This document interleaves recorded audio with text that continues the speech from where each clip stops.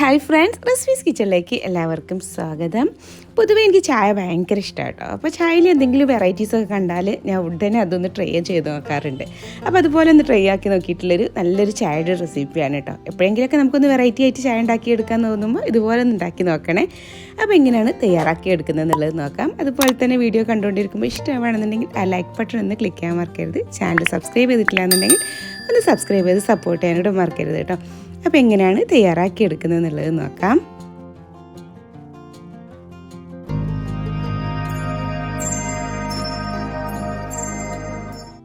അപ്പോൾ തയ്യാറാക്കി എടുക്കാൻ വേണ്ടിയിട്ട് സ്റ്റൗവിൽ ഞാനൊരു പാൻ വെച്ച് കൊടുത്തിട്ടുണ്ട്. അതിലേക്ക് ഒരു 2 ടേബിൾ സ്പൂണോളം പഞ്ചസാര ഇട്ട് ആഡ് ചെയ്ത് കൊടുക്കുന്നത്. നമുക്ക് എത്രത്തോളം ചായയിൽ മധുരം വേണം അതിനനുസരിച്ചിട്ട് വേണം നമ്മൾ ഇതിലേക്ക് പഞ്ചസാര ആഡ് ചെയ്ത് കൊടുക്കാൻ. ഇനി അത് ഫ്ലെയിം ഓൺ ചെയ്തിട്ട് സിമ്മിലോട്ട് മാറ്റിയിട്ട് ആ ഒരു പഞ്ചസാരൊക്കെ ഒന്ന് കാരമലൈസ് ചെയ്തിട്ട് വരട്ടെ കേട്ടോ. അതുവരെ ഒന്ന് വെയിറ്റ് ചെയ്യാം. അപ്പോഴേക്ക് നമുക്ക് ഇതിലേക്കുള്ള കുറച്ച് സ്പൈസസ് ഒന്ന് കുത്തിയിട്ട് എടുക്കാനായിട്ടോ, ഒന്ന് ജസ്റ്റ് ഒന്ന് ചതച്ചെടുക്കാനാണ്. അപ്പോൾ ഞാൻ 2 പീസ് പട്ടയും 2 ഗ്രാമ്പും 2 ഏലക്കായ എടുത്തിട്ടുണ്ട്. ഇനി അതൊന്ന് നമുക്ക് ജസ്റ്റ് ഒന്ന് ചതച്ചിട്ട് മാറ്റി വെക്കാം കേട്ടോ. അപ്പോൾ സൈഡിൽ നിന്നൊക്കെ ഇങ്ങനെ കാരമലൈസ് ചെയ്ത് വരുന്നുണ്ട് കേട്ടോ. സ്റ്റീൽ പാത്രം ആകുമ്പോൾ പെട്ടെന്ന് തന്നെ അങ്ങ് കാരമലൈസ് ചെയ്ത് വരും. ഫ്ലെയിം സിമ്മിൽ തന്നെ വെച്ച് കൊടുക്കുന്നുണ്ടോ, വല്ലാണ്ട് ഡാർക്കാക്കി എടുക്കാൻ പാടില്ല. ഇനി ഒന്ന് നല്ലപോലെ ഒന്ന് മെൽറ്റായിട്ട് വന്നാൽ അതെല്ലാം കൂടെ നന്നായിട്ട് ഇതുപോലെ ഒന്ന് മിക്സ് ചെയ്തെടുത്ത് ഒട്ടും തരികളൊന്നും ഇല്ലാത്ത രീതിയിൽ ഫുള്ളായിട്ട് അങ്ങ് മിക്സ് ചെയ്തെടുക്കാം കേട്ടോ. പഞ്ചസാരയുടെ തരികളൊക്കെ മൊത്തമായിട്ട് അങ്ങ് പോവട്ടെ. ഇപ്പോൾ അതാ പഞ്ചസാര നല്ലപോലെ കാരമലൈസ് ചെയ്ത് വന്നിട്ടുണ്ട്. ഇനി ഇതിലേക്ക് നമുക്കൊരു 1/2 കപ്പോളം ചൂടുള്ള വെള്ളം കേട്ടോ. ചൂടുള്ള വെള്ളമാണ് ഞാൻ എടുത്തിട്ടുള്ളത്. അതങ്ങ് ഒഴിച്ചു കൊടുക്കുകയാണ്. പച്ചവെള്ളം ഒഴിച്ചു കൊടുക്കുന്നുണ്ട്. പെട്ടെന്ന് ഇങ്ങനെ കയ്യിലേക്കൊക്കെ ആളിങ്ങനെ വരാൻ ചാൻസ് ഉണ്ട്. അപ്പോൾ നമ്മൾ ചൂടുവെള്ളം ഒഴിച്ചു കൊടുക്കുകയാണെങ്കിൽ അത്ര ഇങ്ങോട്ട് ആളിയിട്ട് വരില്ല കേട്ടോ. പക്ഷേ നമ്മൾ ആ വെള്ളം ഒഴിക്കുന്നതോട് കൂടിയിട്ട് നമ്മൾ അതിൽ ആ ഒരു അതെല്ലാം കൂടെ ആ ഒരു കാരമലൈസ് ചെയ്ത് വന്നിട്ടുള്ള മൊത്തം ഇങ്ങനെ ക്രിസ്റ്റലായിട്ട് മാറിയിട്ടാണ്. പക്ഷേ അത് കുഴപ്പമില്ല. നമ്മൾ കുറച്ച് ടൈം ഇതുപോലെ ഫ്ലെയിം ഒന്ന് കൂട്ടിയിട്ട് നന്നായിട്ടൊന്ന് മിക്സ് ചെയ്തെടുക്കാന്നുണ്ടെങ്കിൽ മൊത്തമായിട്ട് പെട്ടെന്ന് തന്നെ അങ്ങ് ഇങ്ങനെ മെൽറ്റായിട്ട് കിട്ടും കേട്ടോ.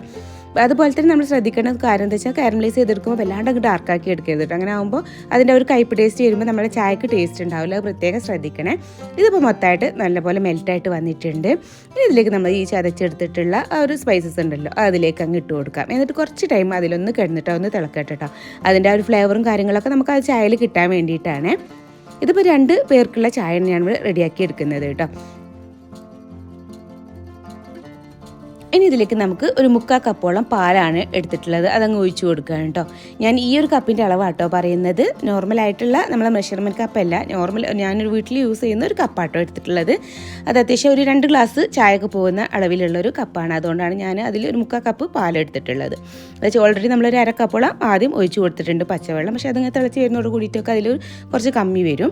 അതുകൊണ്ടാണ് ഈ പാൽ ഇപ്പോൾ നന്നായിട്ടൊന്ന് തിളച്ച് വന്നാൽ പിന്നെ നമുക്കതിലേക്ക് ചായപ്പൊടി ആട്ടോ ആഡ് ചെയ്ത് കൊടുക്കേണ്ടത്, തേയിലപ്പൊടി. അപ്പോൾ ഞാനിവിടെ എടുത്തിട്ടുള്ളത് അത്യാവശ്യം സ്ട്രോങ് ഉള്ള ചായപ്പൊടി ആയതുകൊണ്ട് തന്നെ ഒരു ടേബിൾ സ്പൂണോളം ചായപ്പൊടി ആട്ടോ എടുത്തിട്ടുള്ളത്. അത് ഇതിലേക്ക് അങ്ങ് ഇട്ട് കൊടുക്കുകയാണ്. നമ്മൾ ചായപ്പൊടിക്ക് അനുസരിച്ചിട്ട് വരും നമ്മുടെ ചായയുടെ ആ സ്ട്രോങ്ങും കാര്യങ്ങളൊക്കെ കേട്ടോ. അപ്പോൾ എത്രത്തോളം സ്ട്രോങ് വേണം നമുക്കറിയാവുന്ന കാര്യമല്ലേ, നമ്മൾ വീട്ടിലത്തെ ചായപ്പൊടി എത്രത്തോളം സ്ട്രോങ് ഉണ്ട് അതിനനുസരിച്ചിട്ട് ആഡ് ചെയ്ത് കൊടുത്താൽ മതി. ഇനി നന്നായിട്ട് ഒന്ന് 2-3 പ്രാവശ്യം നല്ലപോലെ ഒന്ന് തിളച്ച് ഒന്നിങ്ങനെ വരട്ടെ കേട്ടോ. അതുവരെ ഒന്നങ്ങ് വെയിറ്റ് ചെയ്യാം. ആ ഒരു ചായൻ്റെ ആ ഒരു സ്ട്രോങ് അതിലൊന്ന് കിട്ടാൻ വേണ്ടിയിട്ടാണ്.